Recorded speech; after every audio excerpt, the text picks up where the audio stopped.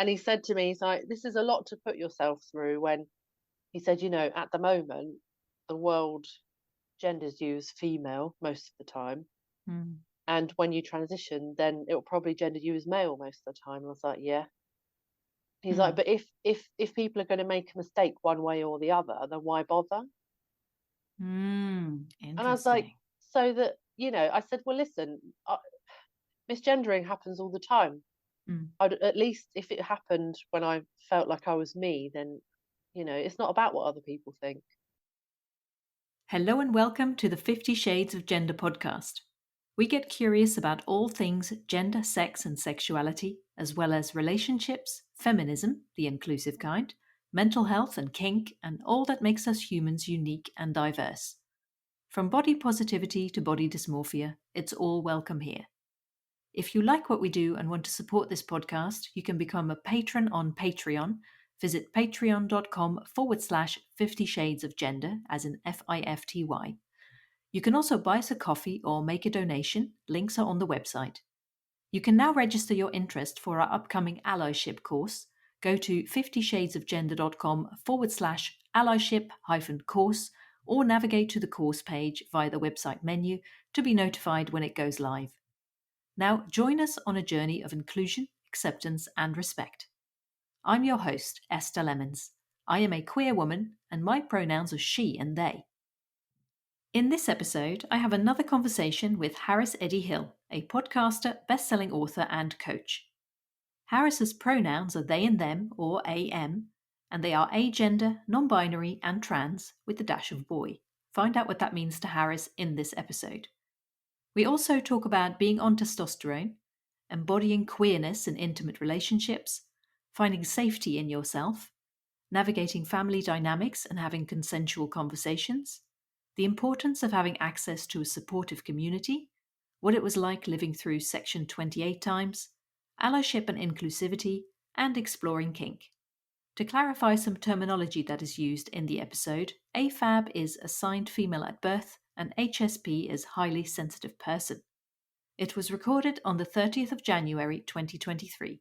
Now let's get into the episode.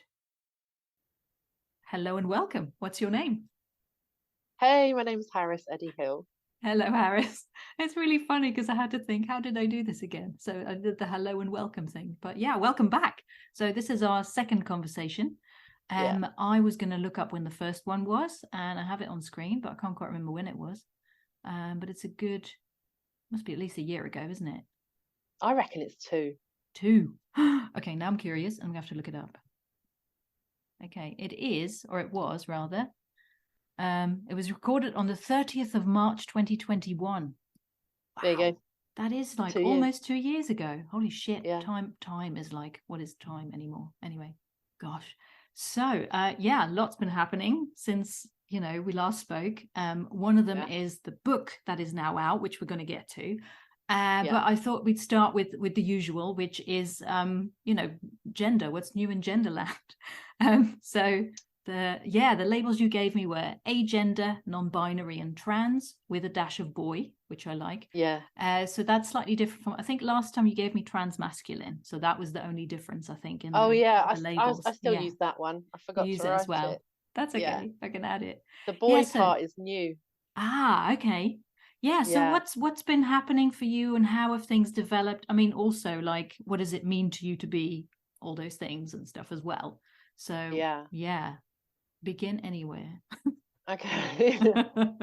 Dive in. Well, I talked about those labels last time, and I'm happy to recap. But the boy part was new, and I started testosterone in March 2022, so it's been nearly a year.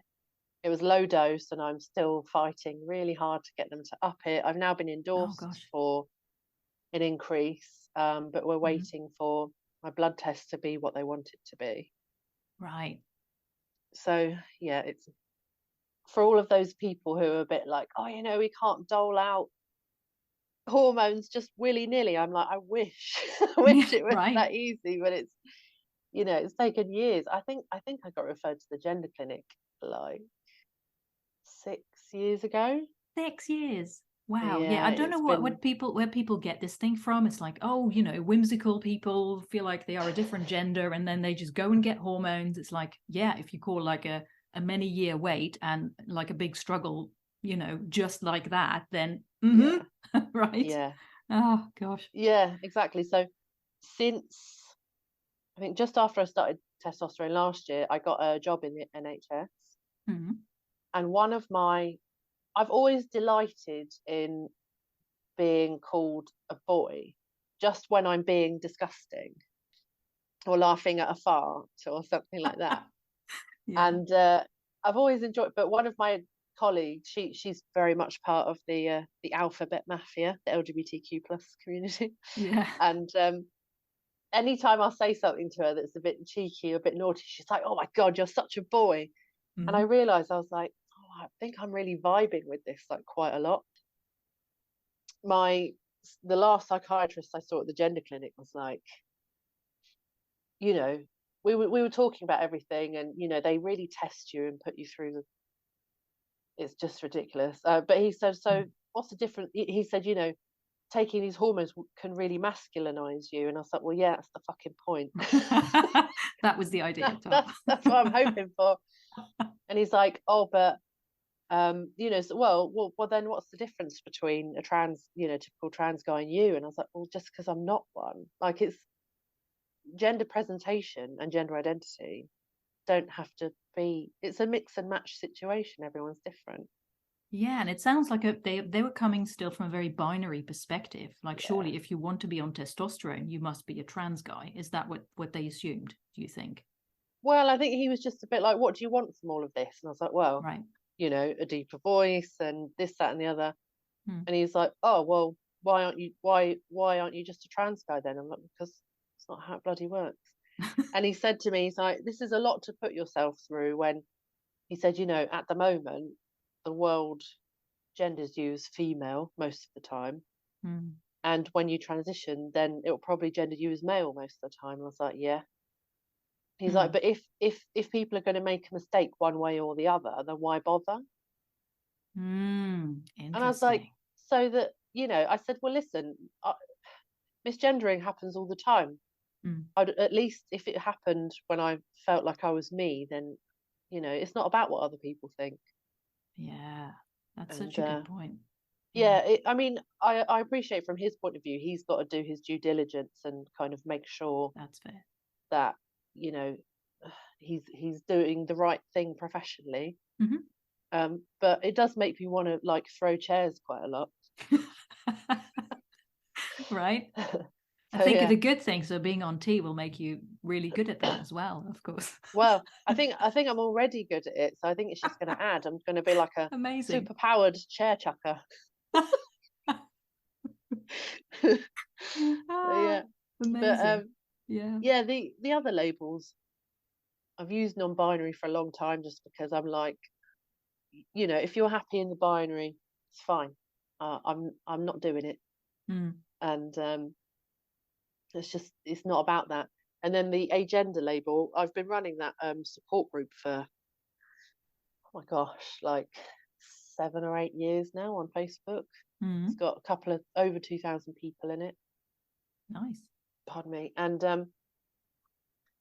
yeah, I think we all, for the most part, really vibe with this idea or this feeling that gender at all just feels irrelevant and like nothing to do with us. And Mm. when people try and apply it to me, I still feel a bit icky.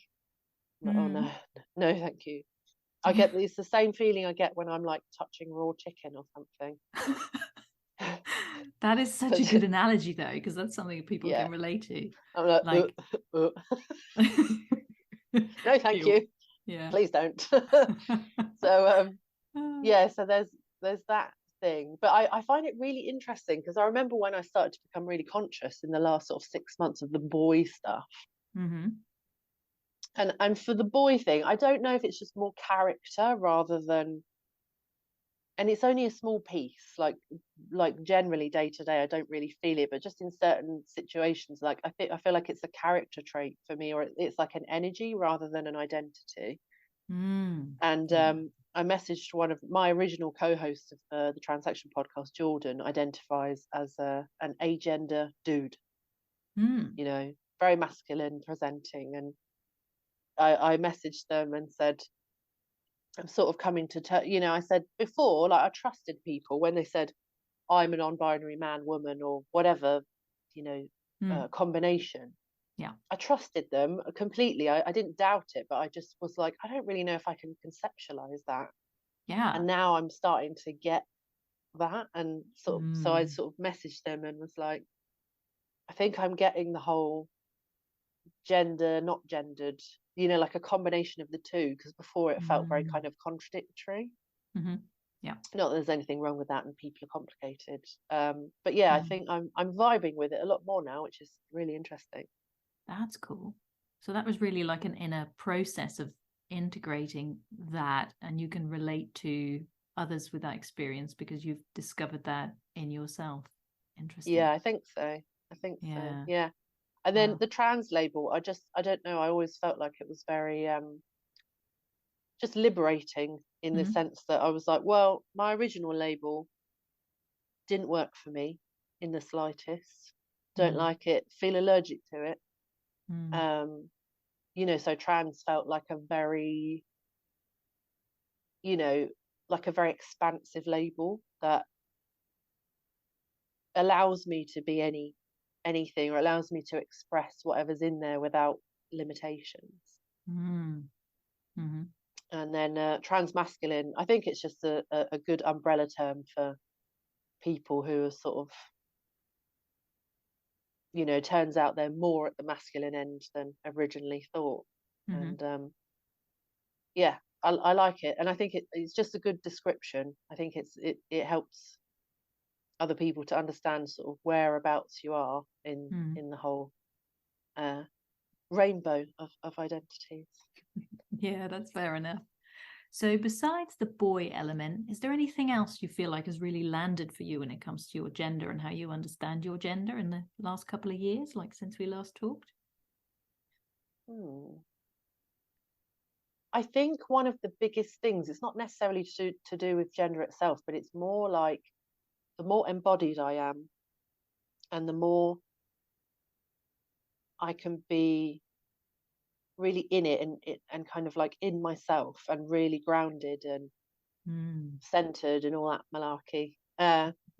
It feels like what's going on outside of me doesn't matter so much. It's not to say that I don't care about social issues, because I absolutely do, Mm-hmm. but I kind of feel like I have a sense of safety in myself in general that has allowed me to access all the stuff I need to, and it's not perfect. I still have moments where, in 2022, I dated a guy whose history was with women, and Mm-hmm. he didn't identify as straight whilst we were together, but the way that we interacted may have been to some degree typical for him. Mm. And I think there's still like a tiny part of me that's like, I'm not really sure if on the one hand, he was very respectful Mm-hmm. in terms of respecting my identity, and very, very validating. Mm. But I don't know if I came away from it feeling slightly like it wasn't the most affirming experience that I possibly could have had. Mm. You mean you feel And that in hindsight? Like, yes, yeah. I mean, it wasn't like bad or anything at the time. I just kind of came away from it like, I think there's something magical to being with somebody who's very, very much, queer or part of the community or whatever, and someone who's really embodied that. mm. I think Yeah. the energy around it is different, and whilst I think someone can really respect you and really see you for who you are, Mm-hmm. I feel that there's something to being almost having your queerness reflected back at you in a really strong way, that's quite in whatever variety, that's quite, it feels more like home, I think. Mm. And I think there's more space for nuance than there possibly was for me in my last relationship.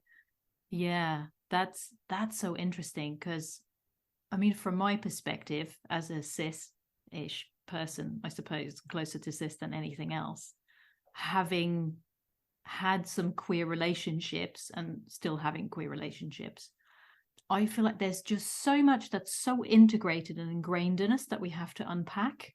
And I've found that in myself. And even though I feel like I'm a very open minded and accepting person, there is still stuff in me that almost causes like this automatic reaction to stuff. And then you're like, well, hang on a minute. I might believe something like intellectually about, trans people or non-binary people, especially in an intimate setting.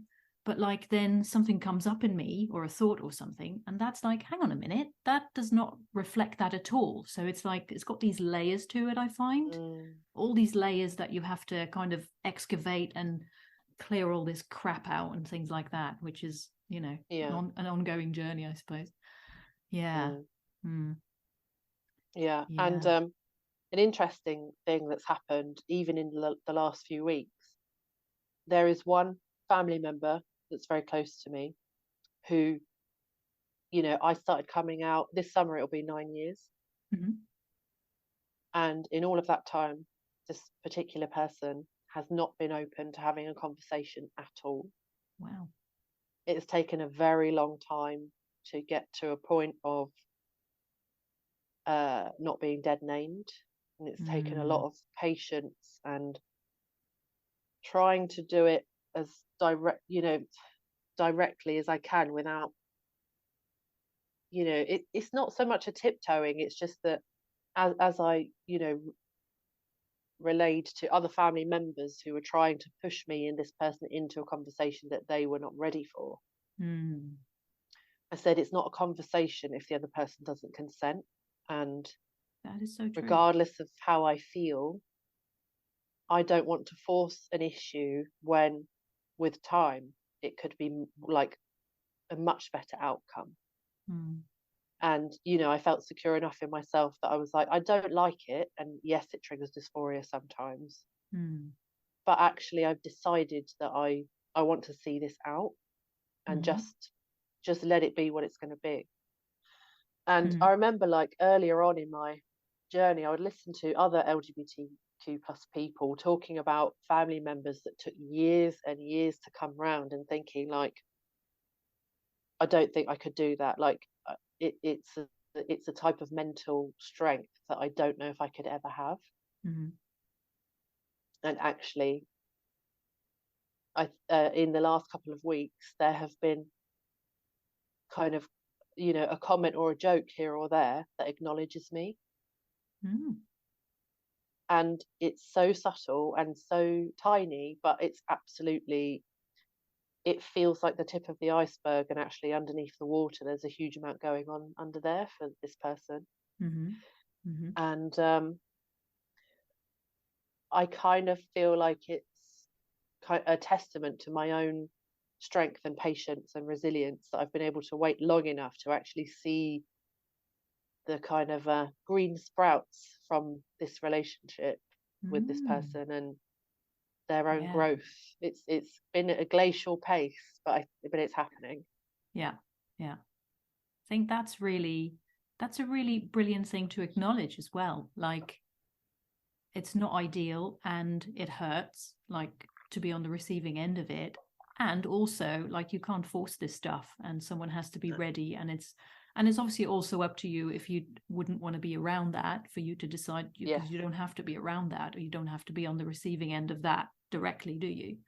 Mm. um yeah, yeah, I think that's great. I think that's how change is made. But I think, well, a lot is expected of you being like, as a trans person, a non-binary person. It's like I get a sense like, you have to be patient and you have to be, all the things, and obviously you don't. But like No. there's a lot of expectations from that, isn't there? I find, because I mean you're Mm. into the allyship thing and you're an LGBTQIA plus advocate and everything like that. Yeah, how do you see that?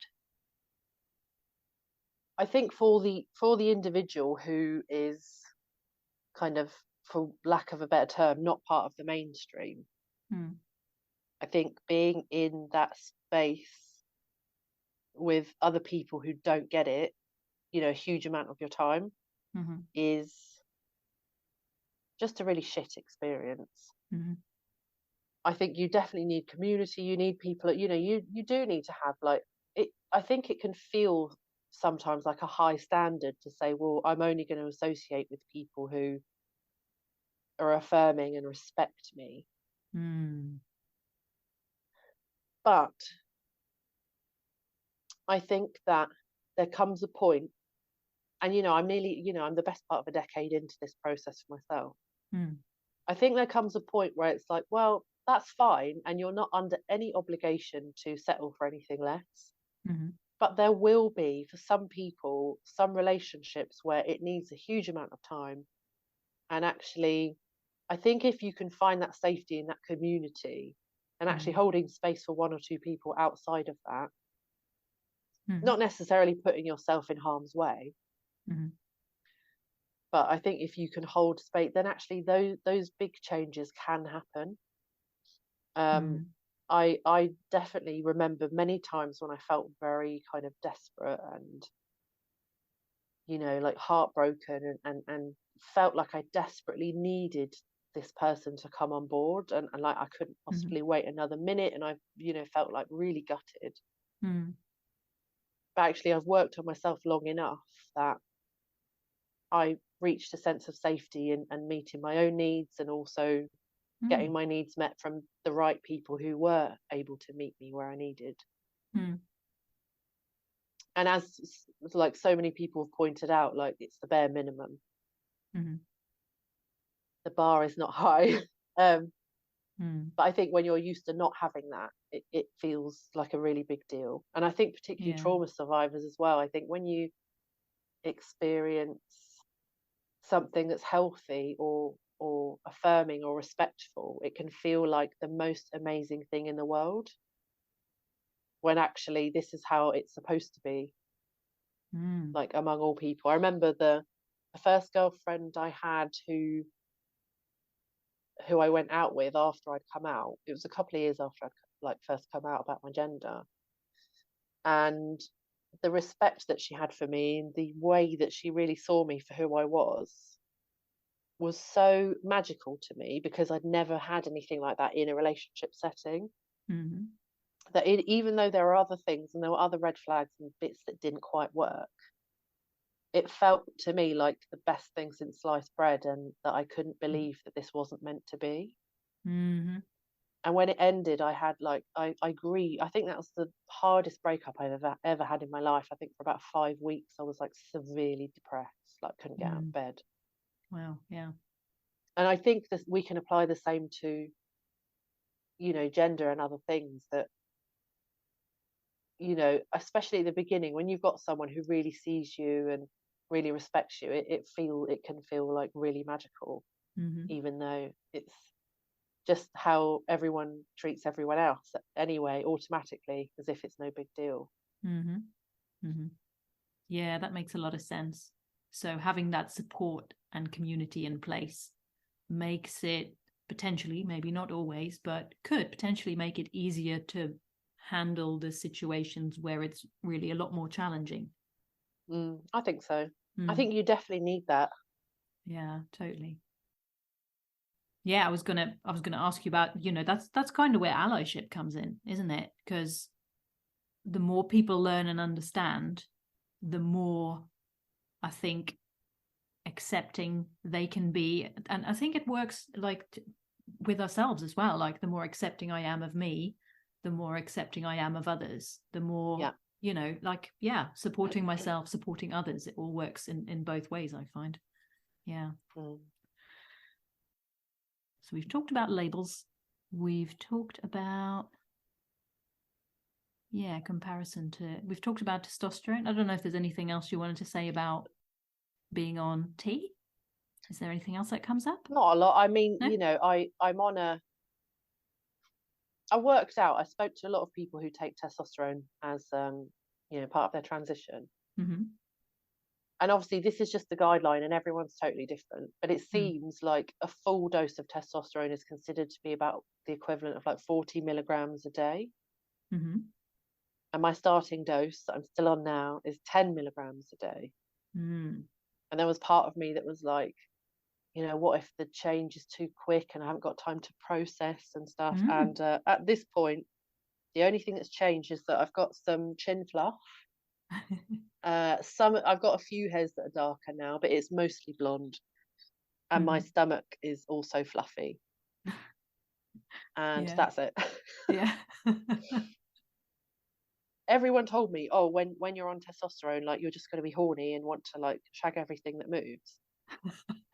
Yeah. My experience was not that. And Okay. on the second day, I remember I was sat with my parents in the living room. It was like a Sunday evening, and we all just like watching TV or on our phones or whatever, like sat there quietly. And I became like subconsciously aware of this like sensation or this feeling, and I literally couldn't tell where it was from. It was so bizarre and so unfamiliar. Mm-hmm. And after a while, I was like, "Oh, I've got a boner."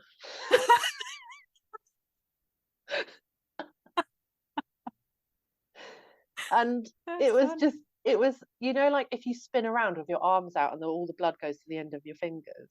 Mm. It felt like that. I mean, obviously there was nothing to see, Yeah.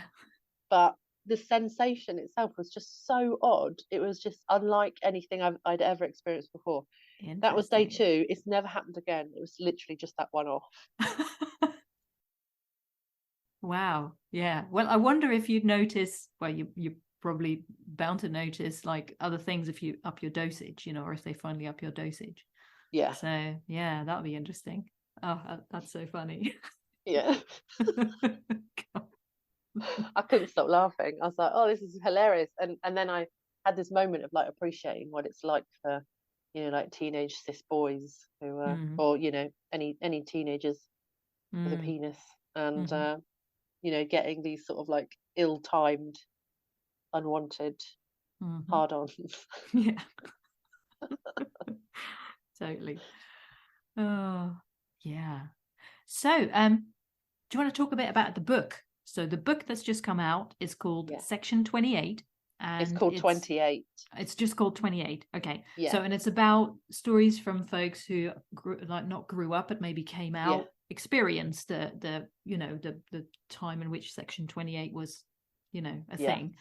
So yeah, so tell me a bit more about that. I mean, I came to the book launch, the online book launch, and some of the authors, the co-authors, they all read some of their pieces, and it was really, really amazing and really moving and everything. I've ordered it from my local bookshop, but it hasn't Oh. arrived yet. So, but I look forward to reading the rest of it. So, what was that experience like to be coming together with all these people and reflecting on this time, with this period of Yeah, it time? was. I mean, I just want to preface this by saying that Mm-hmm.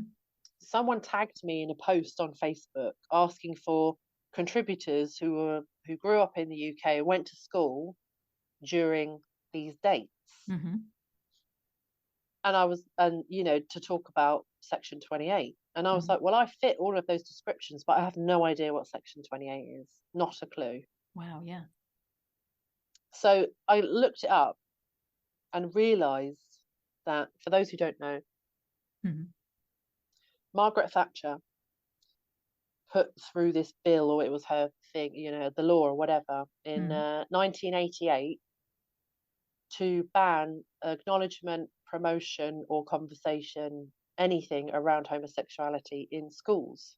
Mm-hmm. Scotland repealed it in 2000, and the rest of the UK repealed it in 2003. Mm-hmm.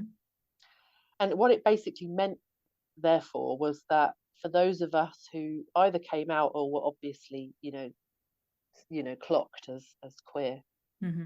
in that time, were given a hard time, and there was nothing that was done about it. Mm. The teachers were at risk of, even the ones who wanted to kind of get involved and protect you, were at risk of losing their jobs or being struck off because Wow, yeah. they were legally not allowed to mention it or Mm-hmm. talk to you about it, or tell off bullies to say, you can't do that because of XYZ.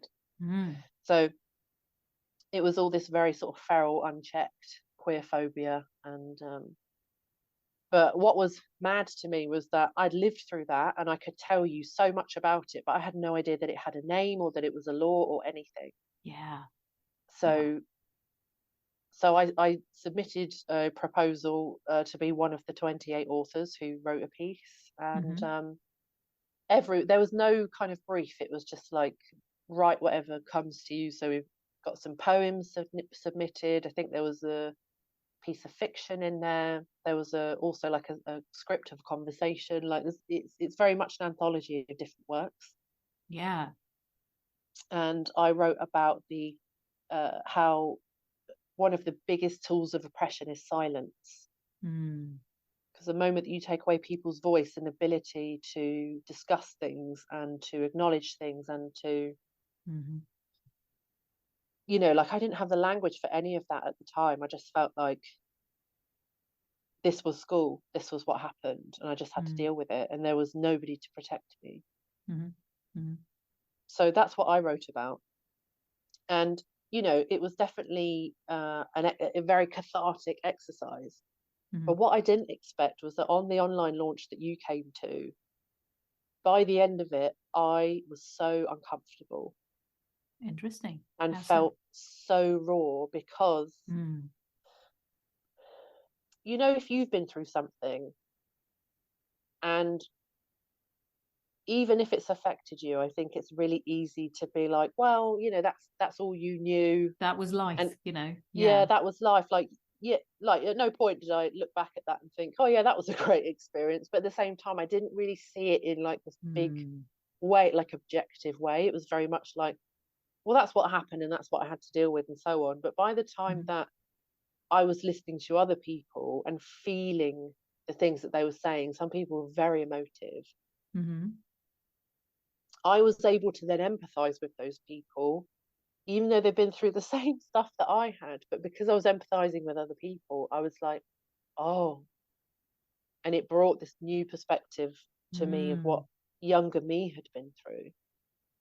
Yeah. And it was quite a shock. Like, I definitely felt very emotional after that.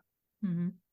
Mm-hmm. Um, It's and then, amazing how like like being with and hearing experiences of others can not just validate our own, but like make us see it in ways of like, holy shit, that was hard.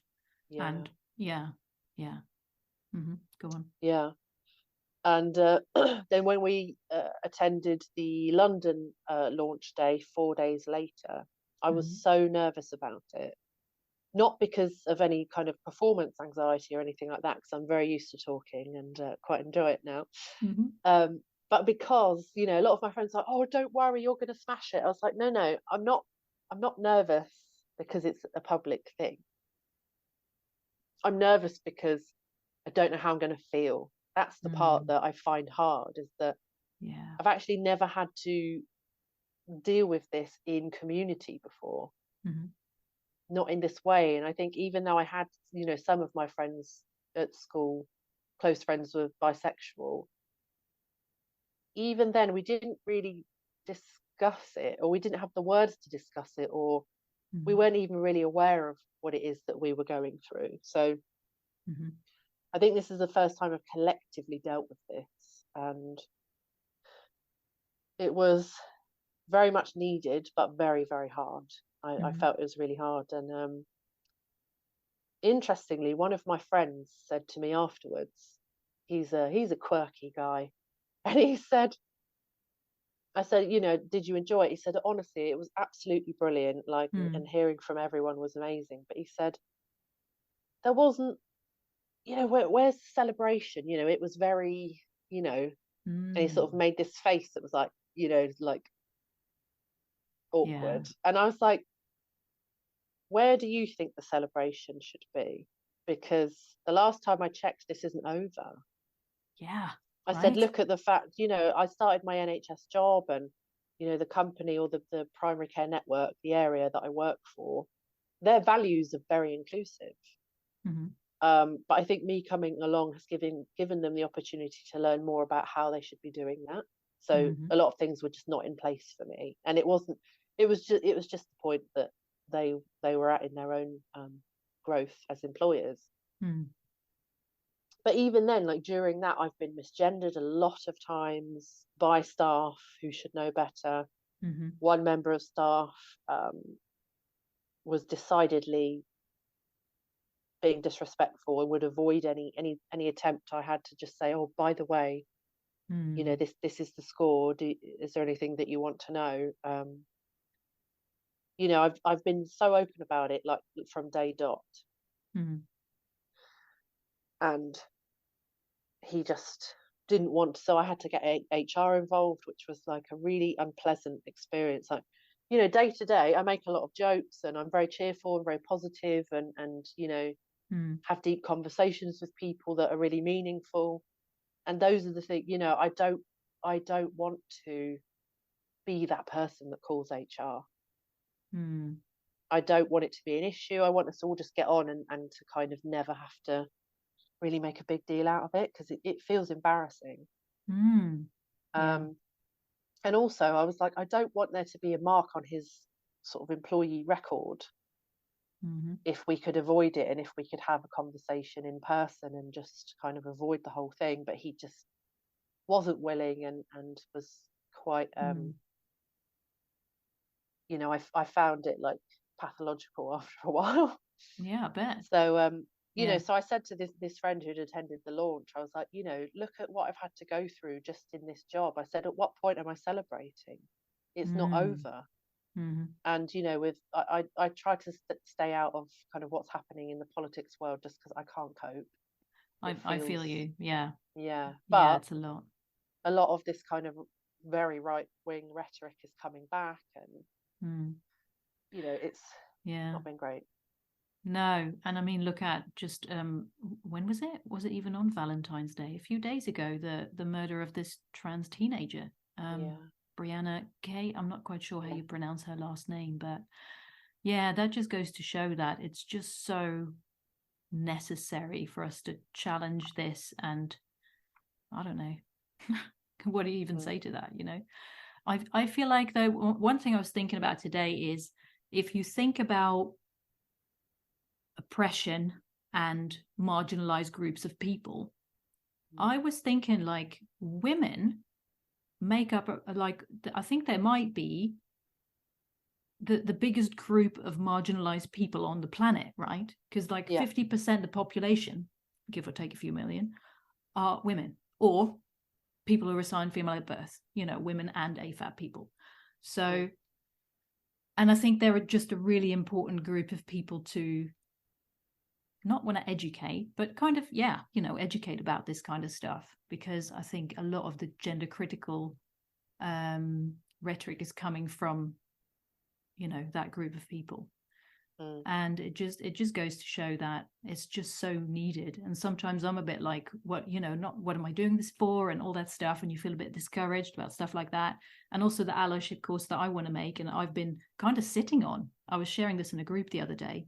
So I've put this allyship course together, and then I ran it with some people in person, or online, but 1-to-1 or 2-to-1, and took some notes and stuff. And then I was like, right, I'm going to do something with this. And then I didn't, because I've been thinking like, oh God, what am I speaking out of turn? Is this, who am I to even talk about this? I'm not trans, I'm not non-binary. What am I taking space away and time and space away from people who are trans and non-binary and should be speaking instead? So that's all stuff that I've been wondering about and asking myself. And then I read blog post from, I don't know if you've heard of Leonie Dawson. They've been on my podcast as well. They're an Australian entrepreneur, and they were talking about racism. And they said, I didn't want to cause harm by misspeaking, but then I realized that not speaking also causes harm. mm. So I feel like I feel like I need to kind of get over myself a little bit also, and just be like, okay, this is what I'm putting out there. And also I feel like there's this tendency of perfectionism in me and stuff. Like, no, it's Mm, not about me being like my course or whatever I'm doing or making. being the be all and end all. It's like, no, this is one piece.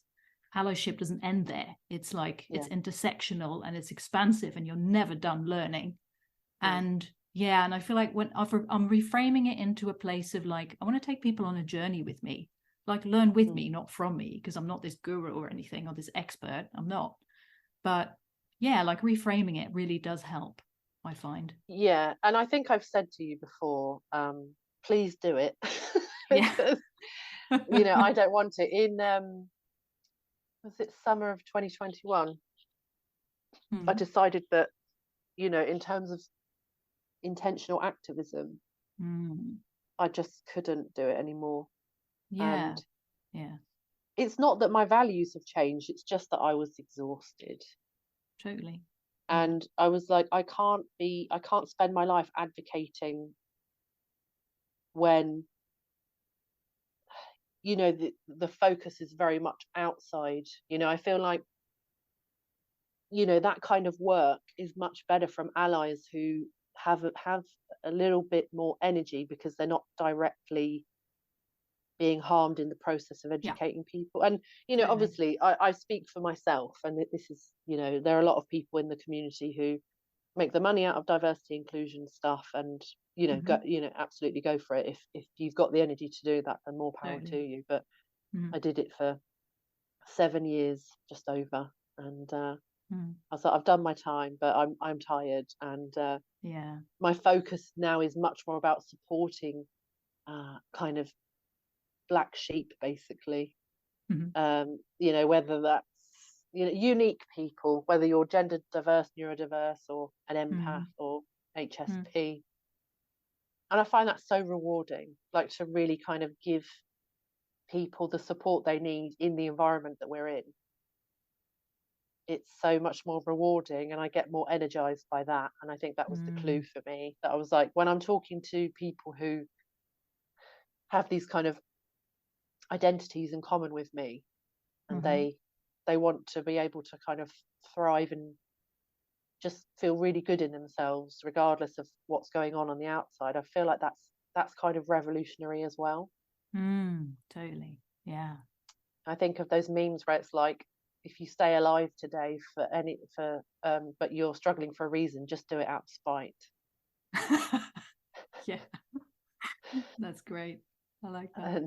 And I feel that a lot. It's a revolutionary act that we're all kind of starting to, like, people of all different kinds are starting to be honest about who they are and what's important to them and how they identify. And I think we need more of that. And also those people, I think it's such a revolutionary thing to do. And I think in the process, you should have access and opportunity to joy and living your life for you as much as possible, because it's a hard path to travel. Yeah, definitely. So you mentioned in your bio, you're the founder of Rude Recovery. Is this what this relates to? So I'm still working on the brand, but I am rebranding at the moment. Okay. I've been part of a business course, so I'm getting like private business coaching at the moment, just to try and bring it all together, because it's been driving me mental. But yes, ultimately my work definitely has gone in this new direction of sort of supporting individuals who are different. I hate that, but people who are not up with the conforming stuff, and they don't want to do that, and they just want to be themselves, and they're unique in some way. Of course, we're all unique, but a lot of, like, some people do a very good job of hiding that. Right. And they're very invested in being normal, which sounds terrible, but I know, right? Own. It's highly overrated, if you ask me. And it's so important to focus on the things like we have in common, and I feel like for me, and the journey I've been on with, meeting my former partner about 10 years ago, and going into this journey with the relationship, and then the podcast and the conversations I've had, it's like we have so much more in common than we are different. And we just need to I don't know, we just need to be more accepting and be willing to look inside, because I think as soon as something pushes a button or triggers you, there is stuff to be looked in the mirror, and that can be really hard and challenging. But yeah, I think it just takes a willingness to do that, and also like willingness to be wrong, because I still feel really uncomfortable if someone were to come to me and say, who the hell are you to be talking about this? Do you know what I mean? I'd be a bit like, oh God, but also not in a way that I used to be. I'll be like, well, I'm just here in my place, in my space. Not in my place, that sounds wrong. Like, put me in my place. Ugh. But like, I'm here taking up this space that I'm taking up, and I feel good about that. And this is my space, yeah. Yeah. I don't know where I was going with that. Probably somewhere, but I mean, if anyone, I doubt that anyone's ever going to ask you that. Hmm. But if they do, just say you've taken mine. Thank you very much. I gave up mine. You can have it. Yeah, and that is such a good point anyway, isn't it? Like, yeah, so a question for you then. So what advice would you give people who want to be better allies, and like maybe even small things that they can do, that kind of thing? I think holding people to account when they're being bigoted or small-minded, all that sort of thing. Mm-hmm. Calling people out.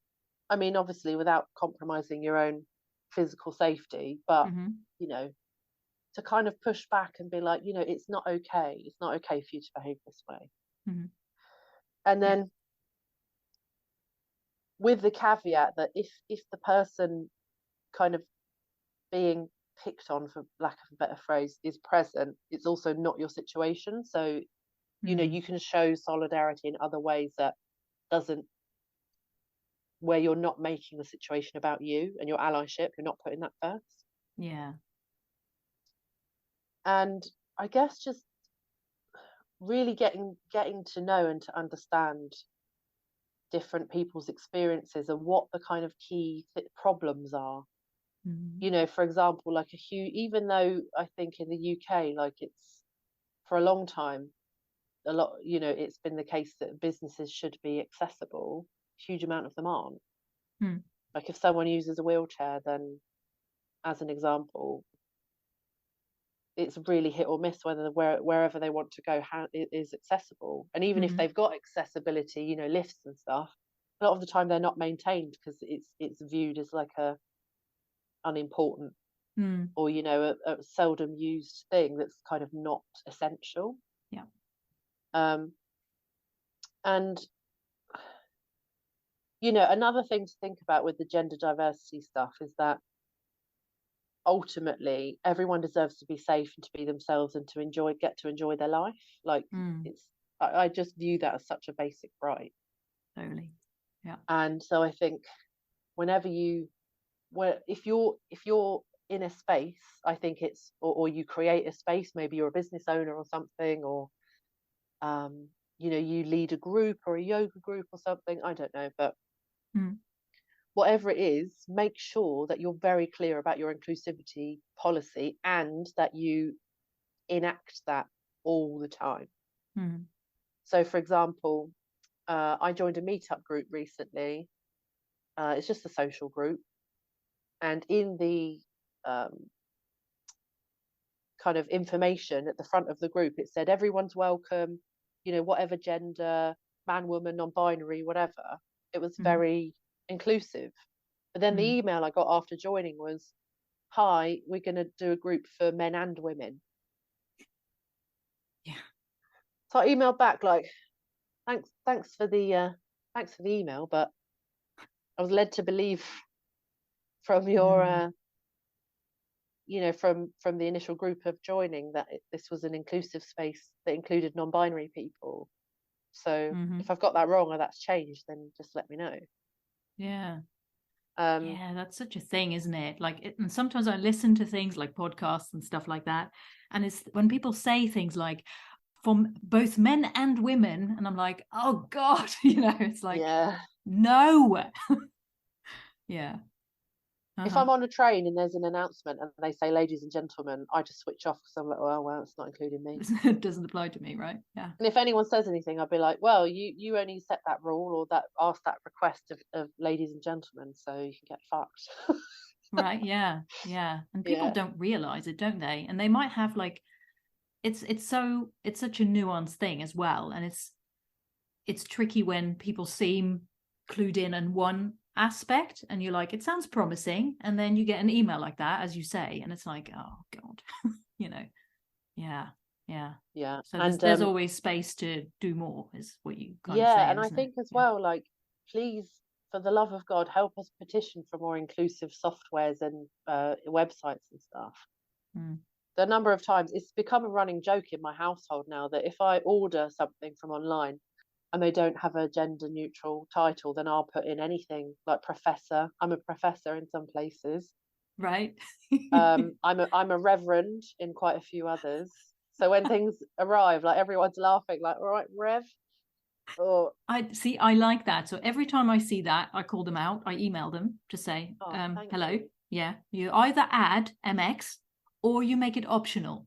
That's the easiest thing. Don't make it like a drop down because you can, that can run on forever. Just make it optional so people can put their own in. And I've done that as well. The other day I found some daft options and I was like, okay, I'll be Lord Lemons then. Thank you very much. Which Yeah. has a nice ring to it, actually. I like it. So yeah, so that's what I did as well. Now, yeah. Mm, Yeah, totally. yeah.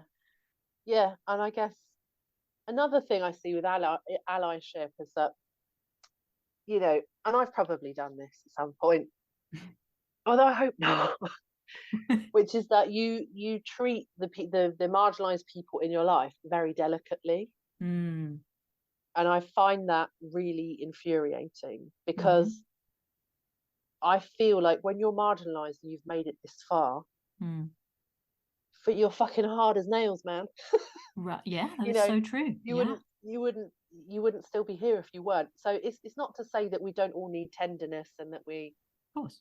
don't always need those moments to, but I've had people who kind of like quote unquote empathize with me in a certain situation when Mm. I'm like, no, if you're going to have feelings, be angry for me, be pissed off and call the other person a dickhead. Mm-hmm. I don't want to be pitied. I want, Yeah. and it's this thing of like, well, that must be so hard for you. I'm like, no, Mm. no, the other person is wrong to do what they're doing. Like this person's, I don't know, disrespected me or Mm. is making life difficult. Be Mm. be angry that or do you know what I mean? I mean, I guess it's people are always going to have their own reactions, but Mm. Mm. I think it puts you in that. Do you know what this is what it is? It's like people trying to put you in the drama triangle. Do you know what the drama triangle is? No, say more. It's a triangle where each point there's victim, villain, and rescuer. Mm-hmm. So the drama triangle often will happen, and it's not to say. And by the way, these are all extreme things. It's not to say Mm-hmm. that you can't offer empathy or you Mm. can't Help. genuinely be a Yeah. victim of something terrible or Yeah. that we all make mistakes. This is Mm-hmm. this is about this is about a dynamic that's ultimately unhealthy. Mm-hmm. So for example, I might be in the middle of this triangle or outside of it or whatever, where I'm not in any of those extreme places. Mm-hmm. And I might say, this thing happened and it was shit. And the person who's going, oh my God, that must have been so terrible. Oh, poor you. They're pushing me. They're trying to push me into victim. Mm. Yeah. Also, if somebody's coming at you from oh, I'm going to step up and I'm going to do this for you, then they're assuming the position of rescuer. Yeah. Also, it can be a habit, particularly of those of us who've had like childhood trauma and stuff. Mm. The moment that someone makes a mistake, you're like, oh, I think they're a villain. They're a Mm. villain, and I'm the victim. It's just disempowering and it's unbalanced. You can still hold someone Yeah. to account and say what you've done is not okay Mm-hmm. without being the victim and without painting them as the villain. Yeah, exactly. Yeah. And it's not to say that any of these things are wrong in sort of like depending on the situation, but it's like Mm-hmm. it's more when your reactions are habitual. Mm. Yeah. And the moment that we paint someone as a victim, it will then as a villain, even it will then make it very hard for that person to then be able to change because they're going to be too busy defending themselves rather than learning and changing. That is such a good point. Yeah. Yeah. Yeah, it's like once you've Yeah. labeled them, then that's the thing. And I've noticed this as well. I've been on the receiving end of some things that have been like, not very nice, like to do with the Mm. podcast. And the thing is, like, especially with one person, they had made their minds up about me, and it's like there's nothing I can do to change that. They just think I'm an asshole, and that's that, and that's just something I have to accept, really. And it was really tricky because I felt like that's unfair, and I try so hard, and it's like, well, tough, you can't make everyone happy, you can't make everyone like you. That's just life. So I was Was like, it oh. because was it because you have a podcast about this when you're not trans or non-binary, or was it something else? No, it was something else. Yeah, yeah. Yeah, but it was like that is something as well. And like my partner said the other day, when the more you speak up and the more you talk and the more you're visible, there's going to be trans and non-binary people who are going to hate you. And that's like, yeah, they are. They're just humans. Yeah. They might not like how I'm doing things or what I'm doing or whatever. And that's life as well. I have to be okay with that, or Yeah. I have to accept that. So yeah. Well, I mean, I would say from where I'm standing is that you've provided an amazing platform for a lot of people who otherwise wouldn't have had a voice. Mm, And you've dedicated a huge amount of time to that and mm, to kind of hosting people and getting stories out there that otherwise might not be told. mm-hmm. And I think that's an excellent use of like time, energy, and allyship. Mm. And Thanks. That's nice to hear. Yeah. well, also you don't put your own Yeah. spin on it. You're kind of like, you turn up and you tell me how you identify, what those things mean to you, and whatever you say is whatever you say. It's not for me Mm-hmm. to, it feels very like a really good space that's held without any kind of prejudgments or right. Yeah. Nice. Some people Yeah. are just, you're not going to be everyone's cup of tea, but also Exactly. Yeah. sometimes people are just wrong.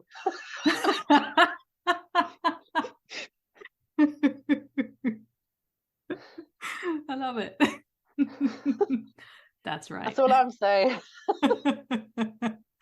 Yeah, I could put that on a t-shirt. You may not like me, but you'll be wrong, that, yeah. Anyway. Yeah. Each to their own. Gosh, yeah. Is there anything else that you'd like to add that we haven't talked about yet in this round? Oh, I don't know. Oh my gosh. Oh, so maybe a couple of things. Okay. Short. The Go first for it. thing is that in November, it was National Novel Writing Month, Oh yeah. and I have not been in the world of fiction for a very, very long time. Mm-hmm. It's all been sort of non-fiction and personal development and business stuff for me for like the last 10 years, and Yeah. that's what I've got the brain space for. Yeah. So during National Novel Writing Month, I decided that I wanted to start writing a book, and it's all about exploring gender identity. Nice. And the working title is Explorers of the Genderverse. Nice. I like it. And yeah, so that's in the works, and I'm putting a Mm, proposal together at the moment as well, nice. which I'm quite excited about. And it's written for the community. This Mm-hmm. is this is I first started it off thinking like, oh, am I educating other people? But then I was like, no, I'm over that. I gave that up ages ago. So Mm-hmm. I'm Mm-hmm. writing this for my people very much, and so Cool. that's Yeah. exciting. Yeah. And the other thing is that this year, well, actually, since last summer, I've started to intentionally explore kink, Mm. which is quite exciting and Yeah. How's that been? interesting. Yeah. I mean, last year with my ex, there was some exploration of some of that, which was Mm-hmm. a lot of fun. And in August, I went to a sex club, which Mm. is very intersectional, very inclusive, all of that. Nice. The community was absolutely incredible, but I think the setting wasn't quite for me. It was too loud, the furniture was uncomfortable, and ultimately it wasn't the sensual experience I was looking for. I think it was very much for a sensory seeker, Mm. you know, person who loves like really hardcore music. Like it was, yeah, I think sensory wise, it wasn't quite right for me. I want somewhere Yeah, plush and mellow and, you know, sofas and totally. blankets and all that sort of thing. Yeah, yeah, yeah. So yeah, that was an interesting experience. I'm glad that I went. And then this year, I think next month, I'm going to a small private affair where it's social and there might be some sexy things going on as well. But you know, you don't have to. You can. Mhm. Yeah, it seems a bit more my speed. So Nice. That sounds it fun. feels it's yeah. I think it should be fun. I there's part of me that's like, you shouldn't be saying any of this out loud. Too Um, late. yeah, but Yeah. I don't really like having a filter. It's not super me. Nah, Uh, absolutely. Well, that's but yeah, exciting. Yeah. yeah, I Yeah. like it. And I had this realization recently. I was like, do you know what? I really feel like I'm doing my best at fulfilling my human potential in a way that I find fulfilling. And you know, Mm. it's not like I'm not doing mad things every single day, but Mhm. gradually, like, I chip away at things all the time. And Yeah. it's great. But I thought, if I died in a month's time, I think I'd be quite pleased with all of the things I've been doing. Hmm. And you know, I've got great relationships in my life. I'm close to my family. Like, all of that's really good. But Hmm. I would be really cheesed off that I hadn't had more sex. Indeed. And yeah, so I think it's very much like I was like, yeah, I think I'm going to get into this space a bit more and kind of just feel more liberated and Mm. like Yeah. And when you say like sex, also I assume you're coming from a place of affirming sex in a way with yeah, people who see you for who you are and, yeah, you know, yeah, interact with you in a way that feels good to you, right? yes, yeah, Yeah. absolutely. Yeah, I've been really it's really interesting because I'm definitely pansexual. I'm not bothered about gender or Hmm. the gender of the person or the body that they have or anything like that. Like, it's Mm. all fine with me. For me, it's very much the personal connection. Yep. But I definitely am attracted to people who are very masculine. Mm. Hmm. And it's been quite a while since I've dated someone that I felt was more masculine than me. And Mm. I want to feel that, and to Yeah. yeah, I like that sort of thing. I follow a lot of like thirst trap blokes on TikTok, and there's part of me that really judges myself for that. I'm like, you're a pervert, and like, these men are probably terrible in real life. Yeah. But no, I mean, you know, I think I'm surrounded by a lot of people who have such varying tastes. It kind of feels a bit cliche for me to be into that, Hmm. Hmm. but I am. So Yeah. Well, in the end, you like what you like, don't you? And it's yeah, good to accept that. But it's like I can see the struggle in a way with like if you're like a feminist, you might be attracted to a certain type of masculinity, and I might feel conflicting. You think, hang on a minute, yeah, if I'm attracted to that, and maybe feel almost like when the dominant submissive interaction comes, like that dynamic comes into it. Oh, if I'm a feminist and I feel more submissive in response to this kind of masculinity, am I a good feminist? Is this okay? Do you know what I mean? That all that stuff comes up in you.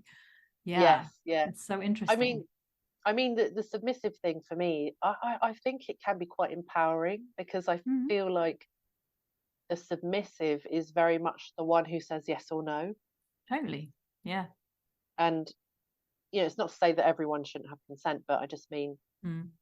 I think there's power in it, and also Hmm. I think there's a letting go and a Yeah. feeling very kind of looked after and Yeah, kind there's of a real being, surrender and release in that, I yeah, feel. I feel like yeah, I'd love to explore that more for myself as well, actually. yeah. It feels Yeah. very nurturing, I think, depending Yeah. on kind of what the other aspects of a dynamic might be. Mm. Yeah. But yeah, for me, I feel like it's like the best place to be. But Mm. in terms of what you were saying about this whole idea of like toxic masculinity, and Mm. I think that's slightly my conflict. Yeah. That Yeah. yeah, Yeah, that's it can feel like that, I find. Yeah. Yeah. yeah. Uh-huh. Thank you All so good much for having me fun. on today. Yeah. Yeah. Well, thank you for coming back. Yeah, it was great to talk to you again. Yay. Yeah, likewise. It's been too long, but no, I've enjoyed it, and Good.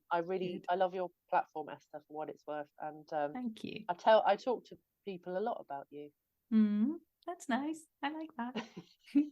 Yeah. Well, my following two guests are also, you know them as well. So Yes, yeah, that should be yeah, look forward to talking to them as well. Yeah, well, thank you. Yeah. a pleasure. Thanks. You can find out more details on the website at 50shadesofgender.com/Harris-2, where you can also read the transcript, and you can find Harris on their website, muxharrishill.com, and on social media at muxharrishill. Thank you for listening to the 50 Shades of Gender podcast. You can find us online at 50shadesofgender.com, on social media, and on YouTube. Again, if you'd like to support us, please consider becoming a patron on Patreon. Visit patreon.com/50 Shades of Gender. You can also buy us a coffee or make a donation. Links are on the website. Remember to register your interest for our upcoming allyship course. Go to 50shadesofgender.com/allyship-course or navigate to the course page via the website menu to be notified when it goes live. We hope you will listen again. Until then, stay curious and open-minded.